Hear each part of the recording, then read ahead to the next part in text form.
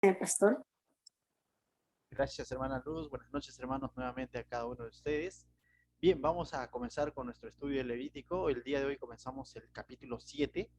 Entonces, te pido que puedas buscar en tu Biblia capítulo 7 de Levítico. Y mira, los primeros 5 versículos, capítulos que ya lo hemos estudiado, nos ha hablado de 5 ofrendas diferentes, ¿no? El primer capítulo 1 vimos la ofrenda del holocausto. Eh, el capítulo 2, la ofrenda de agradecimiento o honra a Dios. El capítulo 3, la ofrenda de paz o comunión. El capítulo 4, la ofrenda por el pecado no intencional. Y el capítulo 5 y parte del 6 hablaba la ofrenda por la culpa, ¿no? Y a partir del capítulo 6, del verso 8 en adelante, nuevamente comienza el autor del libro de Levítico a dar detalles, mejor dicho, Dios, porque dice, y habló Dios a Moisés, ¿no? Entonces, Dios comienza a dar nuevamente instrucciones en cuanto a estas mismas ofrendas que ya hemos visto en los primeros capítulos, pero ya lo hace con un énfasis hacia los sacerdotes, ¿no? ¿Qué cuidados o qué instrucciones son los que deben de seguir los sacerdotes cuando presenten cada uno de estos 5 sacrificios que hemos ido viendo capítulo tras capítulo, ¿no? Y me acuerdo el día, la semana pasada, o digo, esta semana, ¿no? El día martes, vimos 3 de estos sacrificios que Dios dio instrucciones, ¿no? Donde aprendimos básicamente que Dios es ese fuego consumidor, ¿no? Que finalmente Él es el que va a purificar y va a hacer que esta ofrenda llegue agradable a su presencia, ¿no? También vimos sobre el sacrificio eh, en cuanto al sacrificio de, ¿cómo se llama esto? De los granos, ¿no? De los granos que tenía que ser sin levadura, ¿no es cierto? Y esto hablaba de que nuestro sacrificio que entregamos a Dios también debería ser sin pecado, ¿no? Sin contaminación, ¿no? Y también habíamos hablado del sacrificio por la culpa o el sacrificio que, cómo es que era redimido por la sangre, ¿no? Y esto hablaba también de que cómo es que Cristo nos limpia de nuestros pecados, de nuestras maldades, nos limpia con su sangre, ¿no? Nos lava con su sangre. Y básicamente nos recordaba estos 3 aspectos, ¿no? Primero, que Dios es fuego consumidor, que finalmente Él es el que va a purificar o va a ver qué tan agradable es nuestro sacrificio. Segundo, que nuestro sacrificio tiene que ser entregado sin levadura, sin pecado. Y tercero, que finalmente, si aún así fuese, y somos imperfectos, ¿cierto? Pero Jesucristo en su sangre preciosa dice, nos limpia, nos lava de cada uno de nuestros pecados. Básicamente apuntaba a eso, pero nos faltaban 2 sacrificios más. El día de hoy vamos a ver el sacrificio por la culpa y el sacrificio por la paz o la comunión, ¿no? Estas 2 ofrendas que también hemos visto en el capítulo, si no me equivoco, en los capítulos anteriores, ¿no?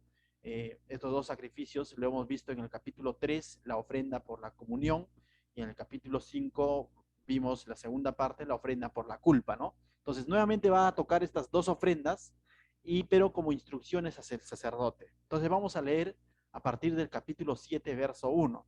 Dice lo siguiente. Del verso 1 al verso 10 va a relatar el sacrificio por la culpa, ¿sí? Entonces, mira lo que dice. Asimismo, esta es la ley del sacrificio por la culpa. Es cosa muy santa, dice.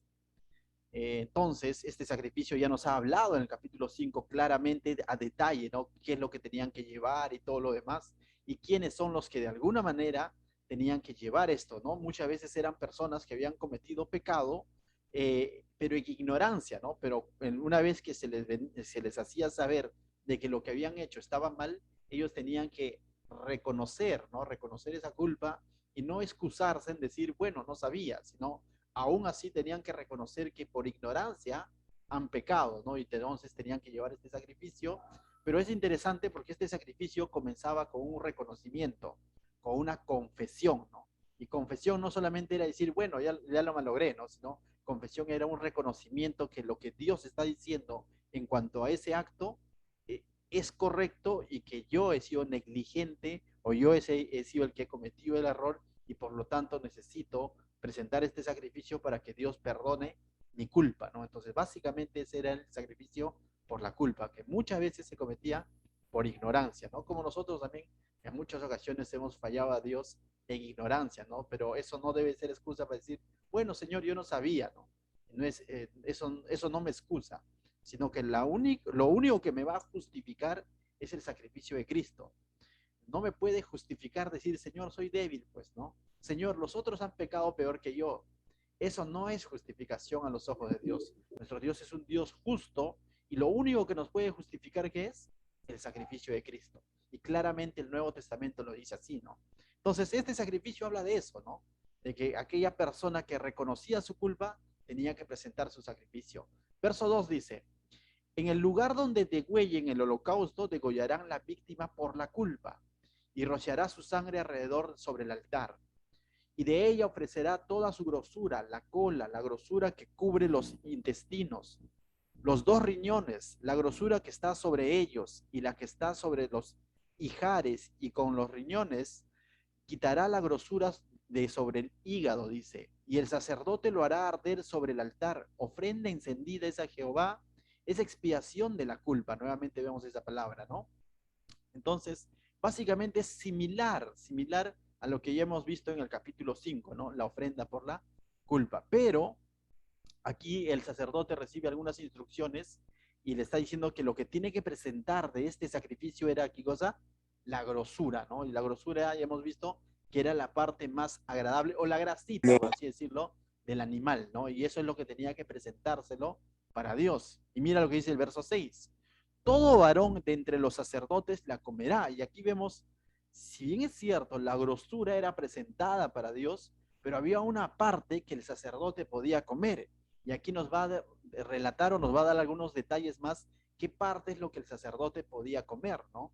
Y este comer también hablaba de dos cosas: provisión de parte de Dios para los sacerdotes que están sirviendo aquí en el tabernáculo, pero también habla de identificación del sacerdote con la culpa del pueblo, ¿no? Se identificada de alguna manera con este sacrificio. Entonces tiene dos, por así decirlo, dos figuras este comer de este sacrificio de la culpa, ¿no? Pero no podía comer la grosura, no podía comer lo que el sacerdote le parece agradable, ¿no? Sino tenía que comer ciertas partes que Dios le va a indicar. Mira lo que dice el verso 6. Todo varón de entre los sacerdotes la comerá, será comida en lugar santo. Es cosa muy santa, dice. Como el sacrificio por el pecado, idéntico al sacrificio por el pecado que ya hemos visto el día martes. Así el sacrificio por la culpa, dice, una misma ley tendrán. Será del sacerdote que hiciere la expiación por ella. Entonces nos dice claramente que el sacerdote va a poder comer, ¿no? Verso 8. Y el sacerdote que ofreciere holocausto de alguno, la piel del holocausto que ofreciere será para él. Entonces, ¿qué parte dice del holocausto podía ser para el sacerdote? La piel del holocausto. Nuevamente vemos, ¿no? Que el sacerdote puede comer. Verso 9. Asimismo, toda ofrenda que se cociere en horno y todo lo que fuere preparado en sartén o en cazuela será del sacerdote que la ofreciere. Y nuevamente vemos que el sacerdote se le permitía comer cierta parte de la ofrenda. Verso 10. Y toda la ofrenda amasada con aceite o seca será de todos los hijos de Aarón, tanto de uno como de otro. Y nuevamente, incluso de la ofrenda amasada con aceite, esta ofrenda de panes, por decir, sin levadura, también parte podía ser para el sacerdote, dice, será de todos los hijos de Aarón, ¿no? Y entonces hemos visto esta palabra, será de los sacerdotes, será de los hijos de Aarón, será del que ofreciere el holocausto, pero básicamente vemos aquí entonces una provisión, cómo es que Dios está usando este sacrificio para proveer también, de alguna manera, valga la redundancia, provisión o sustento para sus sacerdotes, ¿no? Y esto era, así Dios lo había establecido, y vamos a ver en Levítico, si no me equivoco, 9 más adelante, vamos a ver que ciertamente Dios va a dar, y vamos a ver que ciertamente le va a decir qué cosas comer, qué cosas no comer, ¿no? Entonces es interesante porque cuando llegue su cumplimiento de presentar cada uno de estos sacrificios que venimos estudiando, solamente ahorita, hasta este momento son instrucciones. Va a llegar un momento donde ellos comienzan a ejecutar las instrucciones y ciertamente vamos a ver a los sacerdotes comiendo de los sacrificios, ¿no? Tal como Dios lo está diciendo. Entonces, este sacrificio, aparte ya de mostrarnos de que ciertamente se presentaba para el perdón de la culpa del que cometió una infracción o una negligencia por ignorancia, pero también servía para mostrar provisión a quién, al sacerdote, ¿no? Entonces, allí muchos dicen, Y muchos han mal interpretado esto y justamente por eso que hoy en día religiones definitivamente salidos de la palabra, lo que hacen es, ¿no? De que si has cometido pecado, ven y ofréndale al Señor, ¿no? O sea, pero aquí la connotación, el contexto es totalmente diferente, ¿no? Y de ahí, incluso más adelante, el catolicismo lo convirtió en las famosas indulgencias, ¿no? ¿Y para quién iban las indulgencias? Definitivamente para los que ministraban en el templo, en aquel momento en los templos, y con eso se construyeron grandes parroquias y todo lo demás en nombre del perdón por la culpa del laico, ¿no? Del poblador. Entonces, definitivamente llevaron este principio a un extremo y sin ningún sentido, ¿no? Pero también es cierto, si decimos que somos sacerdotes, sacerdocio santo, somos real sacerdocio, la pregunta sería, ¿qué es lo que Dios provee para mí? ¿No? O sea, ¿qué es lo que Dios ha provisto para mí? Entonces, Dios ha provisto mucho para nosotros, ¿no? No necesitamos torcer esta escritura para decir, hermanito, si vienes para confesar tu pecado, entonces tienes que dejar la mía. O sea, eso está fuera de lugar. Pero debemos entender que Dios ha provisto mucho más que eso, ¿no? Entonces, ¿qué es lo que Dios ha provisto para nosotros? Si aquí en este sacrificio vemos la provisión de Dios para sus sacerdotes, y nosotros decimos que hoy en día somos sacerdotes de Dios, tal como lo dice Pedro en su carta, ¿no? Somos real sacerdocio, somos nación santa. ¿Qué es lo que Dios ha provisto para mí? Punto número uno, Dios ha provisto a su Hijo Jesucristo. ¿Qué dice Juan 3:16? Porque de tal manera amó Dios al mundo que ha que dado a su Hijo unigénito. Con eso, más que suficiente, ¿no? Porque ni siquiera éramos sacerdotes y Dios proveyó a su Hijo y más bien por la provisión de su Hijo que nosotros ahora somos real sacerdocio o somos esa nación santa, ¿no? Entonces, ¿qué más ha provisto Dios para mí? Es interesante.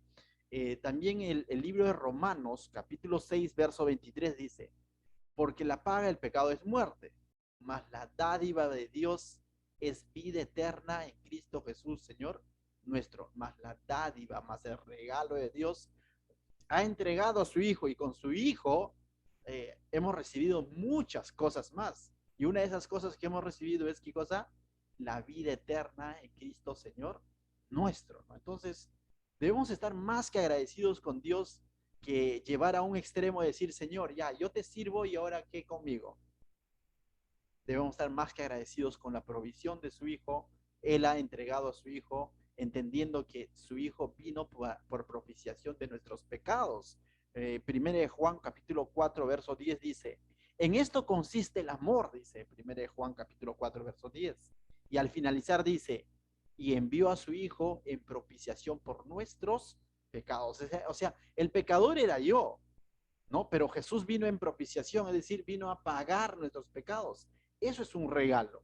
A esa dádiva se está refiriendo Romanos, ¿no? Entonces cuando dice, más la dádiva de Dios es vida eterna en Cristo Jesús, porque Él es nuestra propiciación. Cuando nosotros somos los pecadores, Él se entregó como propiciación por nuestros pecados. Isaías 53:10 dice, cuando haya puesto su vida en expiación por el pecado. ¿Por el pecado de quién? ¿De él? No, de nuestro pecado. Entonces, él se hizo sacrificio por nosotros. Entonces, ciertamente somos real sacerdocio, pero debemos entender que Dios ha provisto para nosotros mucho más, ¿no? Mucho más que parte de un sacrificio. Ha provisto por nosotros el sacrificio completo, que es Jesucristo. Pero uno dice, ya, pastor, ya, pero la salvación se lo da a todos, ¿no? Pero a todo aquel que cree, ciertamente. Pero ¿qué más, no? Porque también hablamos de que Dios es un Dios fiel, que Dios es un Dios que provee, y ciertamente la palabra de Dios dice que Él es Jehová Jireh, que el que provee, ¿no? Y también debemos entender ese aspecto, que Dios también incluso provee las cosas materiales, las cosas de la familia, provee salud, y ciertamente pasajes para ver la provisión de Dios en la Biblia hay muchos, ¿no? Hay muchos pasajes, pero yo quisiera citarte solamente uno, que está en Romanos 8:32, dice, Él no escatimó ni a su propio Hijo, es decir, ¿qué nos entregó? A su propio Hijo, sino que lo entregó ¿por quién? Por nosotros.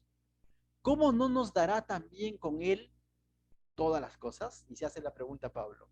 Si Él entregó a su Hijo, ¿cómo no nos dará también con Él todas las cosas? Es decir, si tú has entendido el regalo de la vida eterna, que es en Cristo Jesús, Señor nuestro, ¿acaso no va a proveer las demás cosas? Dice Pablo.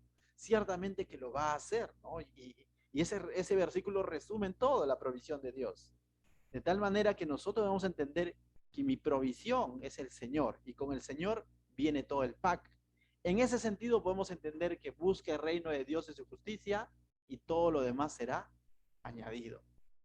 Pero si yo creo ser un sacerdote, tal como lo dice la Biblia, pero de pronto digo, no me es suficiente con que me haya provisto salvación en el Hijo. Señor, yo quiero más. No me es suficiente con que me haya dado vida eterna. Señor, yo quiero más. De alguna manera estoy diciendo que las añadiduras para mí son primero antes que su reino y su justicia. Entonces debemos entender, el sacerdote que servía en el tabernáculo ciertamente participaba de parte de estos sacrificios, parte de lo que Dios le permitía comer, pero sobre todo tenía que entender que es un privilegio servir a Dios en ese lugar. Entonces, lo primero que tenían que entender que él también era pecador, pero así siendo pecador, Dios lo ha llamado, lo ha santificado, lo ha ungido y ahora incluso lo está poniendo para que él pueda servir a Dios.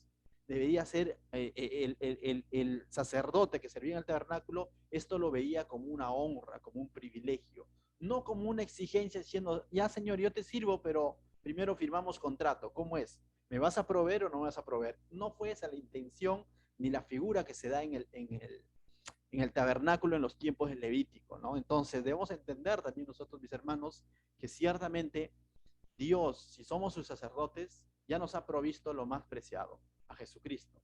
Y con Jesucristo, ¿cómo no nos dará también todas estas cosas? Muchas otras cosas más, familia, recursos económicos, salud. Claro que lo va a hacer, ¿no? Pero también, o sea, hay un tipo de sacerdocio, todo creyente somos sacerdotes del Señor, pero también debemos entender que ciertos individuos, ciertos creyentes son llamados a un servicio especial. Llámese predicador, llámese pastor, llámese misionero, es llamado a un servicio especial, ¿no es cierto? Todos somos siervos de Dios, sí, pero hay ciertas personas, ciertos creyentes que son llamados a un servicio especial. Y ciertamente Dios prometió, así como estos hombres le servían de una manera especial en el tabernáculo, a ellos no les correspondió tierras, por ejemplo, cuando se hizo el reparto entre Josué y, ¿cómo se llama el amigo de Josué? Caleb, ¿no? A la tribu de Leví no había unas tierras como, no les tocó, sino que justamente de estos sacrificios, y también ahí entendemos el principio del diezmo, por ejemplo, en el Antiguo Testamento, que las personas traían la décima parte o las primicias de sus cosechas que Dios les había dado a las tierras y ciertamente servían para el sustento del tabernáculo. Y cuando hablamos del sustento del tabernáculo, estamos hablando incluso de las personas que servían en este lugar. Y ciertamente Dios les está asegurando de que ellos van a tener provisión. Comida, como se dice, no les va a faltar. Alimento no les va a faltar. Vestiduras tampoco, porque se los han confeccionado para ellos. De tal manera que ellos se dedicaban plenamente para servir a Dios. Y es interesante este punto porque es bíblico, o sea, no debemos negarlo. De tal manera que en el Nuevo Testamento, quizás tú has escuchado, que muchos han citado este texto, ¿no? Que el obrero es digno de su salario, ¿no?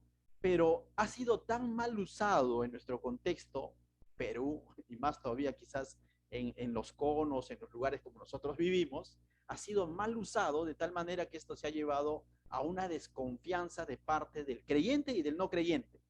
Ha servido para un mal testimonio cuando se ha llevado al extremo o se ha mal usado este principio. Pero de que el principio de que el obrero es digno de su salario, lo era. Pablo mismo lo citó cuando hizo su defensa ante la iglesia de los Corintios, cuando justamente, ¿sabe qué ocurrió en los tiempos de Pablo? Pablo comenzó la iglesia de Corinto, pero Pablo era un misionero que continuaba sus viajes, ¿no? Y cuando él continúa sus viajes, luego se entera que en Corinto ya se estaba dando una movida de que estaban menospreciando el ministerio de Pablo. ¿Sabes por qué? Porque habían llegado otros maestros, otros falsos maestros o falsos pastores, y de pronto estos falsos pastores ponían exigencias sobre la iglesia de Corinto, ¿no? O sea, hay otro tipo de pensamientos, filosofías, nuevas revelaciones, entre comillas, ¿no? Entonces, Y menospreciaban el ministerio de Pablo, ¿por qué? Porque Pablo era cristocéntrico, porque Pablo hablaba de pecado, porque Pablo lo que hacía era corregir, ¿no? Y además de todo esto, ¿qué sucedía con Pablo? Como Pablo no acepta las ofrendas, entonces Pablo a lo mejor no es un buen predicador. Como Pablo no levanta diezmos, a lo mejor Pablo no es... Y Pablo les pone en orden, ¿no? Les pone a derecho y les dice que él no hizo nada de esto ahí en Corinto porque eran inmaduros, porque eran carnales. Y Pablo, como se dice, les hace el pare, ¿no? Y en 1 Corintios capítulo 9, Pablo dice claramente, te lo voy a leer nada más, mira lo que dice. 1 Corintios capítulo 9, sería bueno que lo leas todo luego, pero del verso 2 en adelante dice, si otros participan de este derecho sobre vosotros, ¿cuánto más nosotros? Dice Pablo. Entonces está haciendo referencia a otros que participaban de ese derecho. Si tú lees textos anteriores, va a hablar de que no pondrás al buey, bozal al buey que trilla y todo lo demás. Entonces Pablo dice, pero no hemos usado este derecho, y Pablo dice, no hemos usado, él y sus seguidores, él y sus discípulos, no han usado este derecho, dice, sino que lo soportamos todo por no poner ningún obstáculo al evangelio de Cristo. ¿Por qué? Porque una de las características de los distintivos de estos falsos maestros era que su énfasis que era hacer respetar ese derecho, diciendo, el obrero es digno de su salario. Y su intención era saquear la iglesia, porque la iglesia de Corinto era una iglesia económicamente pudiente, ya que se encontraba en un puerto, pues, ¿no? Entonces todos eran negociantes. Entonces ahí habían llegado estos falsos maestros y Pablo les dice, nosotros no hemos hecho uso de este derecho para no ponerles obstáculo al evangelio de Cristo, dice. Verso 13. ¿No sabéis que los que trabajan en las cosas sagradas comen del templo? Está haciendo referencia a qué?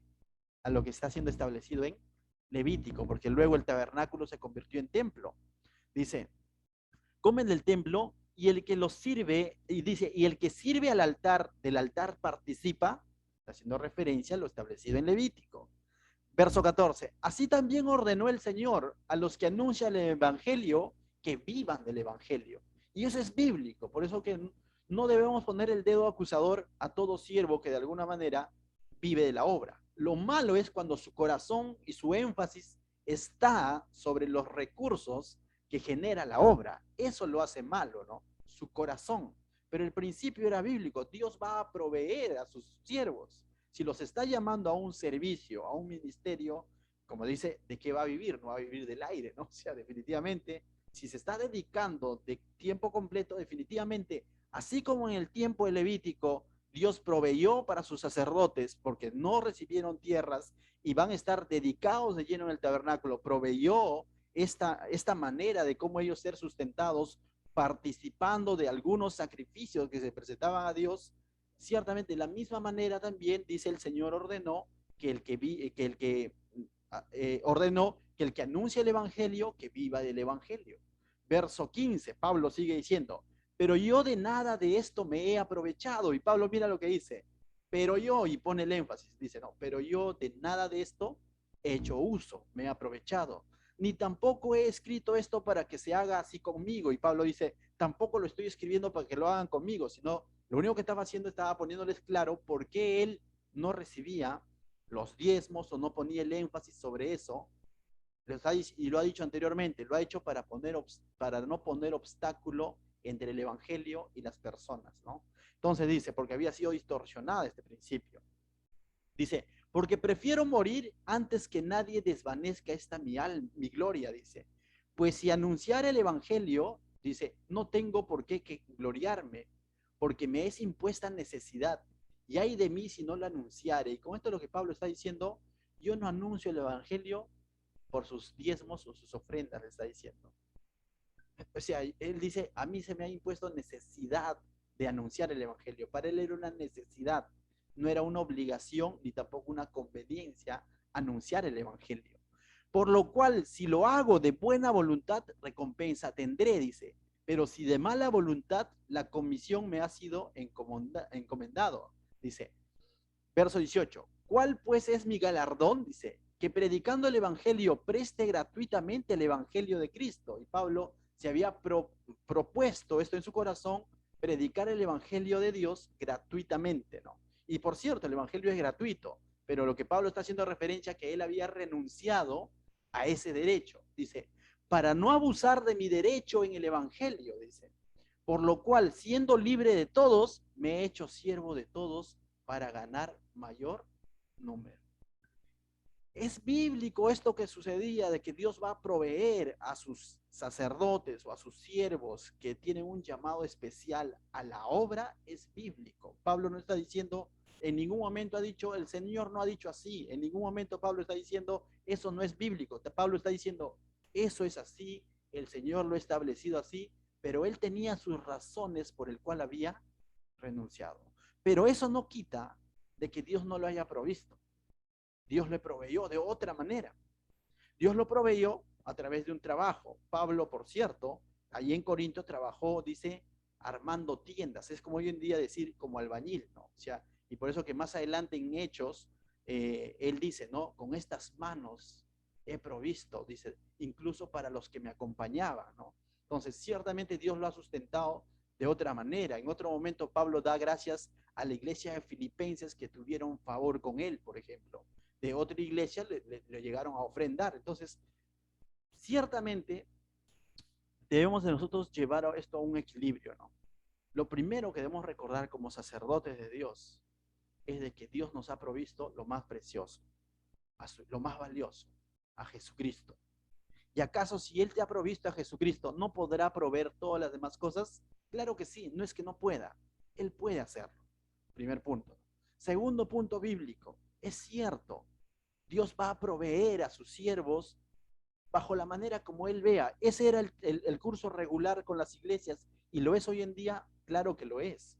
Hay pastores que definitivamente su economía es sustentada de esa manera, sí. Lo malo es cuando se pone el énfasis sobre eso. Lo malo es cuando el corazón se vuelca en la añadidura y no en el reino de Dios y su justicia. Hay algo que nosotros no debemos olvidar, mis hermanos, si estamos sirviendo a Dios. Salmos 23, Jehová es mi pastor y nada me faltará. Él es nuestro pastor. Él va a proveer lo justo, lo necesario. Él conoce el corazón de sus siervos, de sus hijos. Lo que nos ha llamado a hacer a nosotros es anunciar el evangelio. Entonces, eso es bíblico, cierto. Levítico lo está narrando y lo está diciendo claramente. En el capítulo 9 lo va a decir nuevamente que los sacerdotes podían comer parte de estos sacrificios. Entonces, este sacrificio, aparte de hablarnos y de hacernos ver cómo es que la persona tenía que presentar el sacrificio por su culpa, también nos muestra cómo es que Dios proveía, ¿para quién? Para sus sacerdotes, ¿no? Entonces, el segundo sacrificio es del verso 11 al 21, volviendo a Levítico, es el sacrificio de paz. Y este sacrificio también es interesante, porque mira lo que dice del verso 11 al 21. Y eso es algo que ya lo hemos visto también en capítulos anteriores, pero vamos a volverlo a leer poniendo el énfasis sobre ciertas frases o ciertas palabras que va a describir. Dice 11, dice, y esta es la ley del sacrificio de paz, dice, que se ofrecerá a Jehová. Entonces, definitivamente es el sacrificio de paz, dice. Si se ofreciere en acción de gracias, ofrecerá por sacrificio de acción de gracias. Recuerda, este sacrificio no era para estar en paz con Dios. Este sacrificio era porque ya estaban en paz con Dios, porque ya estaban en comunión con Dios. Entonces, este sacrificio era más una celebración que una necesidad de decir, Señor, te presento mi sacrificio para estar en paz. No, este sacrificio era como estoy en paz contigo y gracias, y lo llevaban en acción de gracias como agradecimiento. Incluso en este sacrificio participaban también el mismo adorador, la misma persona que llevaba su sacrificio, también participaba de este sacrificio en especie de comunión con Dios, ¿no? Entonces dice, si se ofreciera en acción de gracias, ofrecerá por sacrificio de acción de gracias. Tortas sin levadura, amasadas con aceite, y hojaldres sin levadura, untadas con aceite, y flor de harina frita en tortas amasadas con aceite. Con tortas de pan de leudo presentará, dice, su ofrenda en el sacrificio de acción de gracias de paz. Y de toda ofrenda presentada, una parte por ofrenda elevada a Jehová, y será del sacerdote que rocíe la sangre sobre los sacrificios de paz. El sacerdote también participaba de este sacrificio, ¿no? 15. Y la carne del sacrificio de paz en acción de gracias se comerá en el día que fuere ofrecida. No dejará de ella nada para otro día. De este sacrificio podía participar el sacerdote, una parte era quemada para Dios y otra parte el mismo adorador también podía participar de este sacrificio, porque era una celebración de esa comunión que ellos tenían con Dios. Era una fiesta prácticamente, no era una necesidad. Este sacrificio era una fiesta, era un regocijo, es decir, estoy en paz con Dios, ¿no? Verso 16, pero va a poner ciertas reglas, mira, es una fiesta, es una celebración, pero al mismo tiempo no lo va a dejar a sus anchas. Mira las reglas que va a poner, dice. Mas si el sacrificio de su ofrenda fuere voto o voluntario, dice, será comido en el día que ofreciere su sacrificio. Y lo que de él quedare, no comerá el día siguiente, ¿te das cuenta? O sea, si vas a comer, era el mismo día. La fiesta era ese día, la celebración era ese día. No podías guardar para mañana, ¿no? Diciendo, esto me lo guardo para mañana, para mi calentadito. No sucedía eso. Dice, y lo que quedare de la carne del sacrificio hasta el tercer día será quemada en el fuego. No podías guardar para más adelante, ¿no?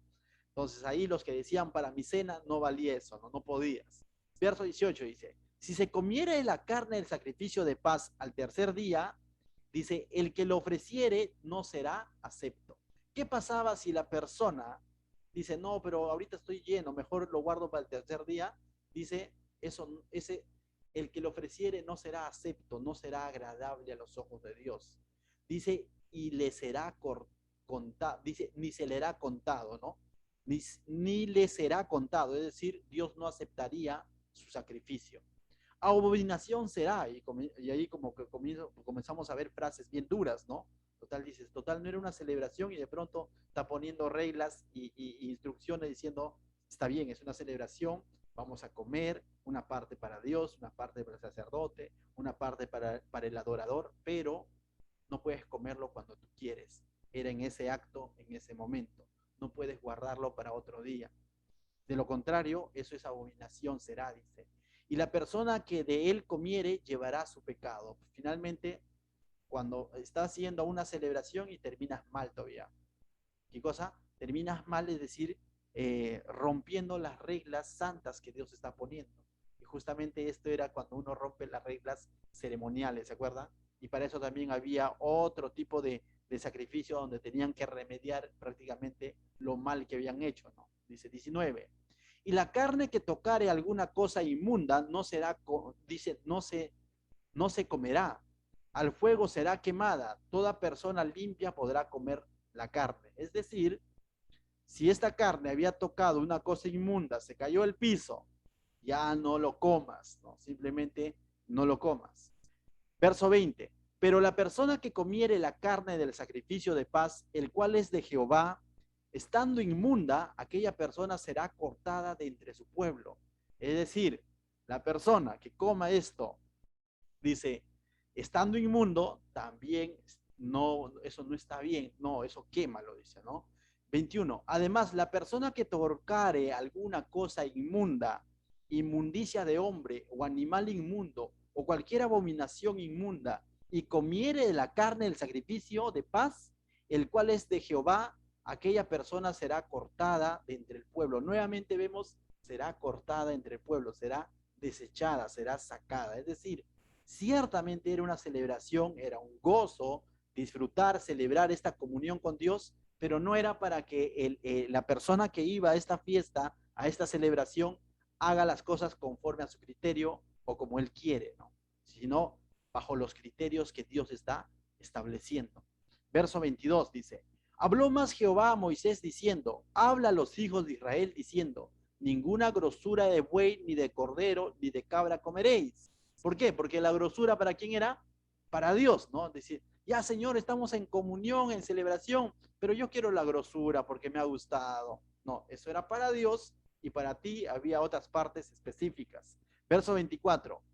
La grosura de animal muerto, la grosura del que fue despedazado por fieras, se dispondrá para cualquier otro uso, mas no la comeréis. No podías llevar, pues, no sé, ese tipo de animales, ¿no?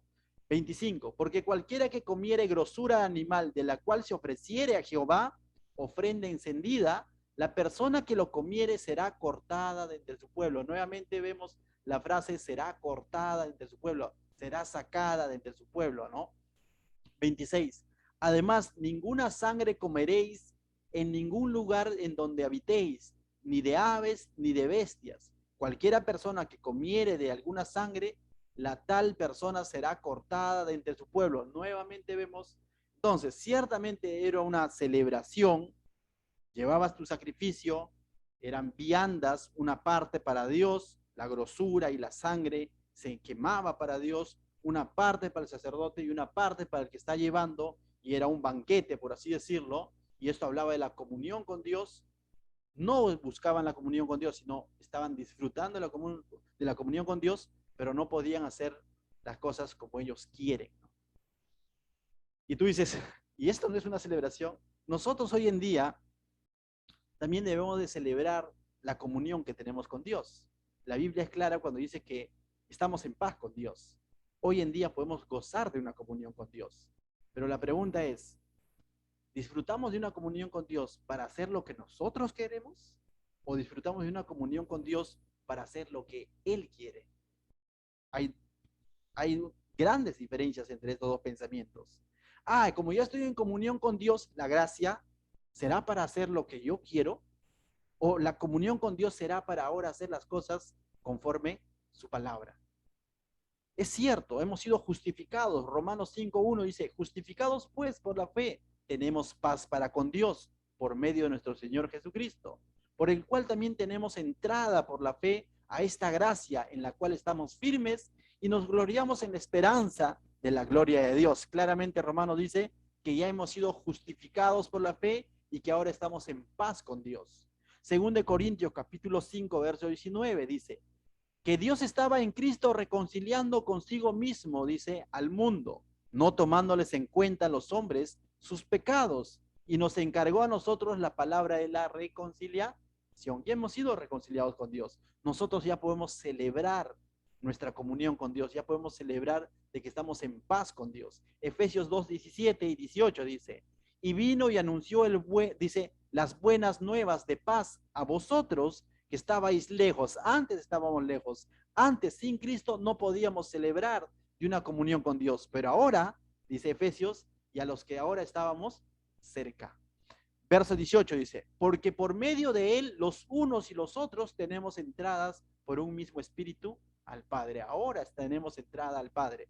Ahora tú puedes celebrar tu comunión con Dios, ahora tú puedes alabarle a Dios, ahora tú puedes adorarle a Dios, ahora tú puedes levantar una oración en el lugar donde te encuentras. Y eso, a pesar de que estábamos lejos. Los judíos estaban un poco más cerca, pero al fin y al cabo dice, por medio de él, por medio de Jesucristo, los que estaban lejos, gentiles y judíos, a todos nos ha hecho entrar por un mismo espíritu al Padre. Seas judío, seas gentil, tú tienes un acceso directo al Padre en Jesucristo, por medio de él. Eso es para celebrarlo, ¿no es cierto? Eso es para celebrarlo, pero no para convertirlo en libertinaje. Así como ellos podían celebrar mediante este sacrificio su comunión con Dios, pero les está poniendo ciertas reglas, ¿no? Les está diciendo que si tú no cumples esto, serás cortada del pueblo. Y esta celebración podía convertirse en una tragedia. Y esta celebración, este estado de comunión con Dios, por infringir y querer hacer las cosas a su manera, podían convertirse y traer consecuencias. Serían cortados o serían abominación para Dios. ¿Qué no podían hacer? No podían comer el sacrificio fuera de tiempo. No podían comer el sacrificio en un estado inmundo, ¿no? Ya malogrado. No podían comer el sacrificio habiendo tocado cosa inmunda. No podían comer la grosura que era exclusivamente para Dios. No podían comer de la sangre que también era consagrada o quemada para Dios o derramada en el altar, ¿no? Del holocausto. Entonces, eso no podían hacer. Todo lo demás, bienvenidos, disfruten, comen, ¿no? La espaldita y todo lo demás, cómanlo. Pero hay instrucciones. Lo mismo sucede hoy con nosotros. Podemos disfrutar de una comunión con Dios, pero como dice, no para hacer lo que querramos, ¿no? Romanos 5:20 dice, pero la ley se introdujo para que el pecado abundase, mas cuando el pecado abundó, sobreabundó la gracia. Y este versículo muchos de nosotros quizás lo conocemos, decimos, ¿no? Donde abunda el pecado, sobreabunda la gracia. Entonces, más peco, más gracia. ¿Será ese el sentido del versículo? No. Eso era la realidad del ser humano, pero no es el propósito de Dios, de que vivamos pecando para que siga sobreabundando su gracia. No, sino que esa es la realidad del ser humano, que cuando estábamos en pecado, sobreabundó su gracia y ahora estamos en comunión con Dios. Por eso que Pablo, continuando del capítulo 5 para el capítulo 6 en Romanos, que vamos a estudiarlo prontamente, dice, ¿qué pues diremos? ¿Perseveraremos en el pecado para que la gracia abunde? Se hace la pregunta Pablo. Después de haber dicho lo anterior, que cuando abundó el pecado, sobreabundó la gracia, Pablo dice, entonces, seguimos en pecado, chicos, para que sobreabunde la gracia, y mismo Pablo se responde en el verso 2 del capítulo 6, dice, en ninguna manera, porque los que hemos muerto al pecado, ¿cómo viviremos aún en él? Y Pablo dice, no es así, y aclara, no sigamos viviendo en pecado. Y de lo mismo dice el Señor, ya puedes disfrutar de una comunión con Cristo, ya puedes disfrutar de una comunión con Dios por el sacrificio que Él ha hecho. Pero ese sacrificio no nos da pie, no nos da libertad, no nos abre las puertas a seguir pecando. Muy por lo contrario. ¿Cómo hemos llamado este estudio? Llamados a ser santos. ¿Por qué? Porque Dios dice, sed santos porque yo soy santo. Y no solamente lo dijo en Levítico, también lo va a decir en el Nuevo Testamento. Sed santos porque yo soy santo. Disfrutemos de la comunión con Dios, pero bajo sus lineamientos. Disfrutemos de la comunión con Dios, pero bajo su palabra. No haciendo las cosas conforme a nuestro criterio, ¿no? Gálatas 5:13 dice, Pablo nuevamente, porque vosotros hermanos a libertad fuisteis llamados, dice, solamente que no unéis, dice, no uséis la libertad como ocasión para la carne. ¿Te das cuenta? Pablo está diciendo, nosotros hemos sido llamados a libertad, somos libres en Cristo, pero Pablo está diciendo, pero no usen la libertad para ocasión para la carne, sino, dice, servíos por amor los unos a los otros, ¿no? Decir, soy libre en Cristo y Él pagó ya por mis pecados, no puede dar libertad a mi carne, decir, entonces sigo pecando, entonces sigo haciendo esto, igual Dios me va a perdonar. Estoy confundido, porque así no es. Un verdadero convertido, un verdadero redimido, alguien que realmente ha sido santificado por Cristo no va a tener ese pensamiento, porque si tiene ese pensamiento lo va a llevar a una práctica. Entonces ya no hablaríamos de caer en pecado, sino simplemente estaríamos hablando, como Judas lo habla en su epístola, estaríamos convirtiendo la gracia del Señor en libertinaje. Y Dios no quiere eso, y no es así, ¿no? Primera de Pedro, capítulo 2, verso 16, mira lo que dice. Como libres, pero no, dice, como libres, pero no como los que tienen la libertad como pretexto para hacer lo malo, sino como siervos de Dios. Somos libres, pero no con la libertad para hacer lo malo, sino, dice, para ser siervos de Dios. Entonces, mis hermanos, este sacrificio de paz y comunión de Levítico y sus restricciones que pone, nos muestra que somos llamados a celebrar nuestra comunión con Dios, pero ¿bajo qué? Bajo sus lineamientos, pero sin pecado, pero sin convertir la gracia en libertinaje. Puedo tener paz con Dios, pero no es para seguir pecando o seguir viviendo como antes vivía, sino que si ahora tengo paz con Dios, es para vivir conforme su voluntad. Si digo que tengo ahora comunión con Dios, es decir, soy hechura suya, debo recordar Efesios 2:10 que dice es para caminar conforme a lo que Él ha establecido, haciendo buenas obras que Él requiere de su pueblo. A eso lo dijo Jesús, por sus frutos los conoceréis. Entonces, tener comunión con Dios no es un libertinaje, sino es una responsabilidad en realidad. ¿Me dejo entender? Porque si decimos y nos gozamos de tener comunión con Dios, seamos responsables con esa comunión, ¿no? ¿Y cómo voy a ser responsable con esa comunión?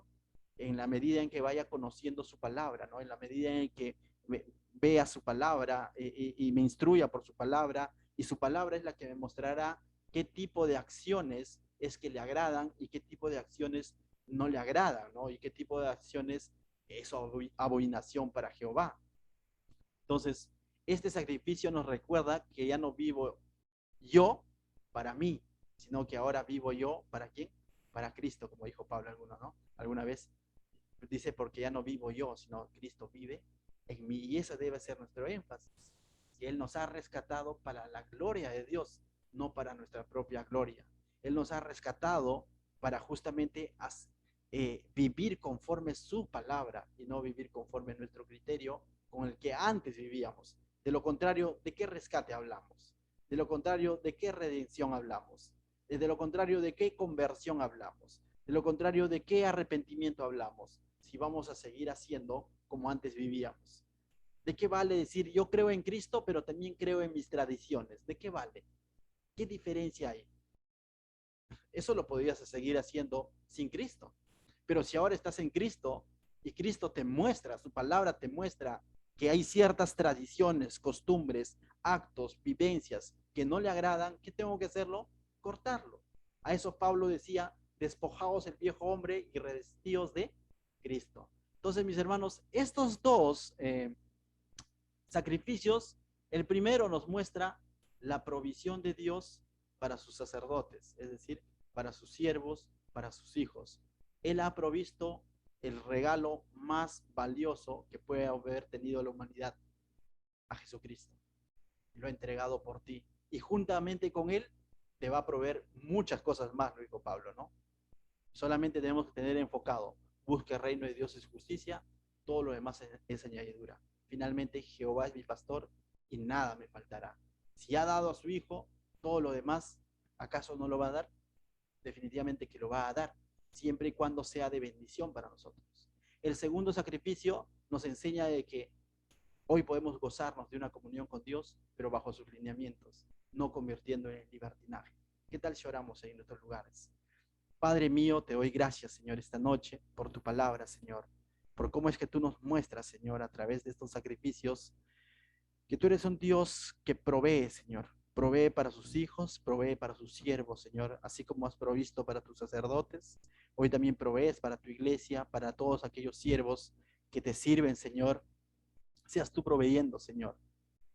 Y lo haces de diversas maneras, Señor, a través de un trabajo, a través de un negocio, a través de una ofrenda, de distintas maneras, Señor. Pero finalmente, tú eres la fuente de nuestra provisión, Señor. Ayúdanos a entender, Señor, que tú eres el que provee el trabajo, las fuerzas, las capacidades, el talento. Todo lo provees tú, Señor. Aún el sol, Señor, que sale cada mañana, Señor, tú lo provees. El aire que respiramos, tú lo provees, Señor. Y también te doy gracias, Señor, porque hoy nos recuerdas que podemos gozarnos y disfrutar de una comunión contigo, Señor. Pero que aún disfrutando de esta comunión, Señor, debemos de cuidarnos de no caer en libertinaje, sino muy por lo contrario, Señor. Que esta comunión contigo nos sirva, Señor, para poder alabarte, agradarte cada vez más, Señor. En el nombre de Cristo Jesús, la gloria, la honra sean para ti, mi Dios. Amén.